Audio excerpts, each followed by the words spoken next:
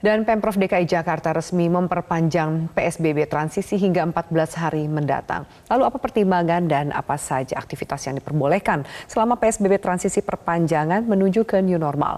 Untuk membahasnya kami bergabung langsung dengan Wagub DKI Jakarta Ariza Patria. Bang Riza Patria, selamat sore. Selamat sore. Assalamualaikum. Waalaikumsalam warahmatullahi wabarakatuh. Bang Riza Patria, sebenarnya sejauh ini apa pertimbangannya akhirnya keputusannya adalah untuk memperpanjang masa PSBB transisi hingga 16 Juli 2020? Ya, jadi yang pertama dari kami gugus tugas pusat dan kami di DKI khususnya dan juga didukung oleh Fakultas Kesehatan Masyarakat UI itu terus melakukan kajian, analisa, dan data-data yang kami ambil itu setidaknya dimungkinkan terjadi pelonggaran atau perpanjangan disebabkan karena satu, ada pendekatan atau angka-angka yang kita lihat terkait angka epidemiologi itu turunnya rasio positif, suspek dan kematian itu skornya 75. Kemudian kesehatan publik jumlah tes, tracing yang terus kami tingkatkan, bahkan jumlahnya kita yang terbaik nih Mbak Afi 238.796. WHO mensarankan setidaknya itu 10.000 per 1 juta. Jadi Jakarta ini termasuk provinsi yang terbanyak melakukan testing di berbagai titik. Kemudian juga proporsi cuci tangan bertambah, dan ini kita dukung juga berbagai upaya di tempat-tempat unit kegiatan, kita perbanyak terus, wastafel cuci tangan dengan sabun, penggunaan masker juga terus meningkat, bahkan Pemprov DKI Jakarta, Pak Gubernur, menyediakan tidak kurang dari 20 juta masker yang kami bagikan ke tidak kurang dari 10,6 penduduk atau warga Jakarta. Kemudian proporsi menjaga jarak juga terus kita tingkatkan dengan mengatur traffic line, pembatasan-pembatasan di setiap unit kegiatan. Kemudian fasilitas kesehatan juga terus kita tingkatkan, rumah sakit rujukan sudah siap 67 rumah sakit, kemudian tempat tidur sudah 4.556, ruang ICU juga sudah 659, bahkan rumah sakit lainnya sudah 190 jumlahnya. Bahkan dokter, tenaga kesehatan di rumah sakit tidak kurang dari 25.062 ya, tenaga kesehatan mulai dokter sampai perawat dan sebagainya. Kemudian di puskesmas jumlahnya 5.198. Juga logistik, APD, masker, dan lain-lain. Prinsipnya terus kita upayakan peningkatan sehingga diambil kesimpulan, alhamdulillah hasilnya cukup baik, skor totalnya jadi 71. Jadi kami sepakat, Pak Gubernur tadi memimpin rapat evaluasi, berdasarkan pendekatan dan seluruh kajian analisa dengan berbagai pihak, kita putuskan untuk terus memperpanjang PSBB masa transisi 1 sampai 14 hari ke depan. Itu artinya apa? Pelonggaran-pelonggaran yang berlaku di PSBB masa pertama sebesar 50% terus kita lanjutkan. Kemudian dulu ada rencana, ada pelonggaran-pelonggaran di fase kedua, ini terus kita akan lakukan kajian dalam 1-2 hari. Ada kemungkinan nanti unit-unit kegiatan yang sebelumnya belum dibuka akan kami buka. Umpamanya tempat gym, olahraga yang indoor itu yang sebelum dibuka bisa dibuka. Umpamanya bioskop yang sebelum dibuka akan dibuka di PSBB perpanjangan ini di 1 di fase 2. Betul. Kemudian juga umpamanya pasar yang tadinya ganjil genap tadi sebagaimana disampaikan Pak Gubernur akan dibuka. Jadi sekali lagi kami meneruskan PSBB fase 1, tapi juga kami akan melakukan pelonggaran di beberapa unit kegiatan, tapi tidak semua. Kenapa demikian? Karena memang masih masa transisi dan kita ingin memastikan bahwa kurva-kurva akan terus turun. Bang Riza Patria, jadi kan kalau ada penjelasan, ya kami mendengarkan penjelasan Anda sebenarnya confident levelnya atau kepercayaan diri dari Pemprov DKI cukup tinggi. Sementara ada orang yang melihat, loh kok masa transisinya diperpanjang lagi? Apakah ada evaluasi yang mana yang harus dibenahi gitu?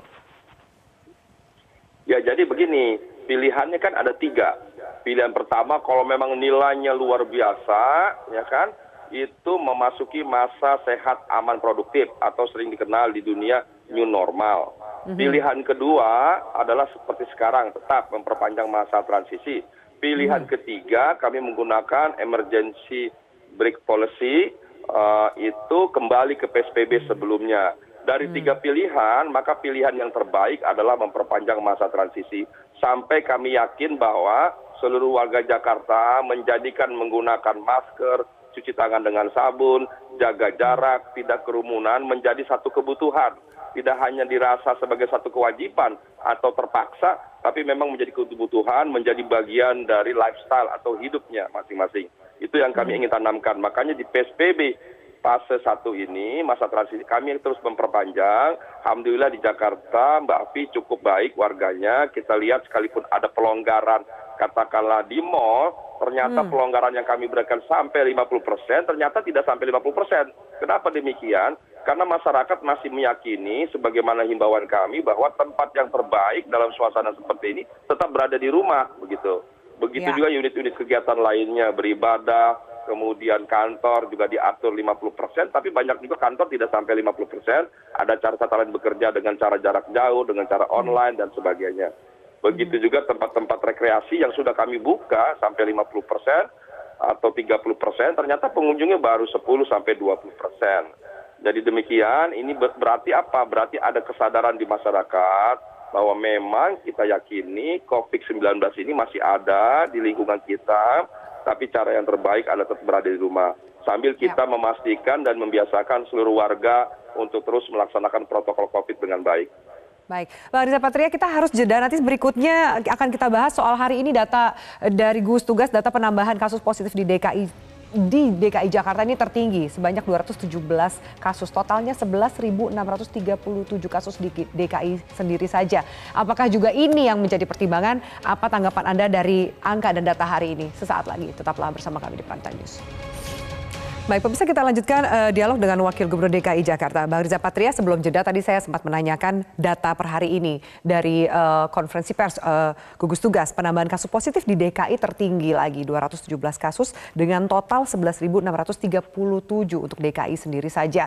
Apakah ini juga angka-angka ini menjadi pertimbangan perpanjangan masa PSBB transisi ini, Bang Riza?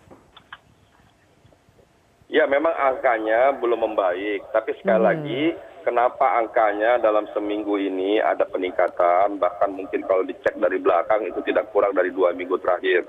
Sebetulnya angka ini ada peningkatan di DKI disebabkan karena memang jumlah testing kami meningkat. Jadi kalau testing semakin meningkat, maka tentu ada penerimaan yang terpapar virus corona. Jadi akan tadi saya bilang ada 238 ya, yang positif itu sebesar 8.326 yang reaktif nih. Tapi yang non reaktif itu 230.470. Nah, lihat persentasenya.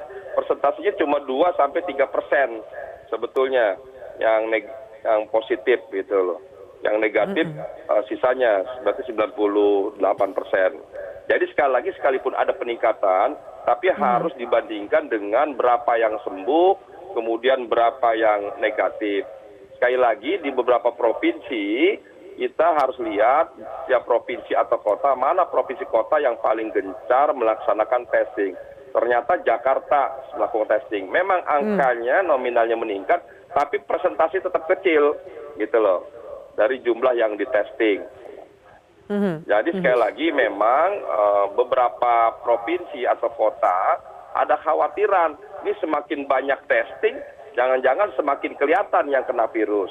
Nah, Pak Gubernur, kami mengambil kebijakan, kami lebih penting memastikan untuk dapat menemukan atau mengidentifikasi siapa yang terpapar virus corona dalam rangka pencegahan dan penanganannya. Jadi kalau angkanya kecil, Mbak Afi, jangan disangka tidak ada terpapar virus corona. Bisa jadi tidak menular, bisa jadi memang ada sekitar kita, cuma karena tidak di-testing tidak ketahuan. Nah, yang kami lakukan adalah memperbanyak, dan ini kami mendapat apresiasi dari gugus pusat dan pemerintah pusat dan juga WHO bahwa Jakarta termasuk provinsi yang baik dalam rangka melakukan testing, tracing, dan treatment. Bang Riza, dari data yang sama gugus tugas saya juga ambil ada di kabupaten kota, rupanya Jakarta Pusat ini masuk kategori tertinggi. Di masa PSBB transisi perpanjangan ini, apakah ada stressing atau perhatian atau action lebih untuk Jakarta Pusat dan wilayah-wilayah yang dianggap masih kategorinya zona merah atau belum aman? Ya betul, yang pertama ada 2 fokus kita ya. Yang pertama pasar, tadi Pak Gubernur sudah menyampaikan caranya bagaimana. Pertama kita ingin memperbanyak petugas untuk pengawas untuk memastikan di pasar protokol COVID bisa berlangsung dengan baik. Jadi kami sudah menyiapkan tidak kurang dari 5.000 aparat ASN yang kami hadirkan di tempat-tempat unit kegiatan termasuk di pasar. Bahkan dalam rapat tadi kami sudah minta juga kepada TNI Polri untuk membantu. Alhamdulillah dukungan dari TNI Polri sangat baik dan insya Allah besok kami akan rapatkan secara detail untuk membagi habis setiap pasar ada pengawalan dan pengawasan yang lebih ketat. Di samping kami juga akan memperbanyak jumlah wastafel, kemudian mengatur traffic flow-nya ditingkatkan, kemudian membatasi jumlah yang masuk dan keluar. Kalau di mall itu dia udah ada QR code-nya begitu loh. Nah kalau di pasar kami juga akan menyiapkan satu alat yaitu mungkin pakai manual checker begitu, karena tidak semua orang pakai handphone nih ke pasar nih. Jadi dengan demikian kami bisa memastikan jumlah warga yang di dalam pasar ada berapa orang sehingga kita bisa mengatur kapasitas pasar.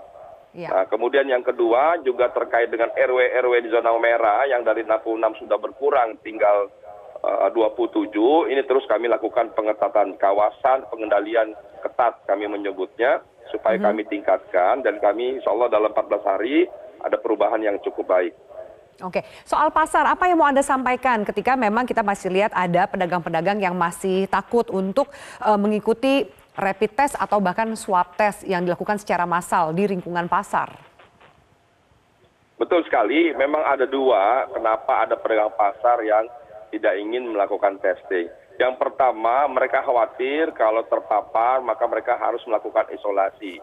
Isolasi itu artinya tidak bisa bekerja, tidak ada income. Kemudian kalau diisolasi merasa seperti dikucilkan.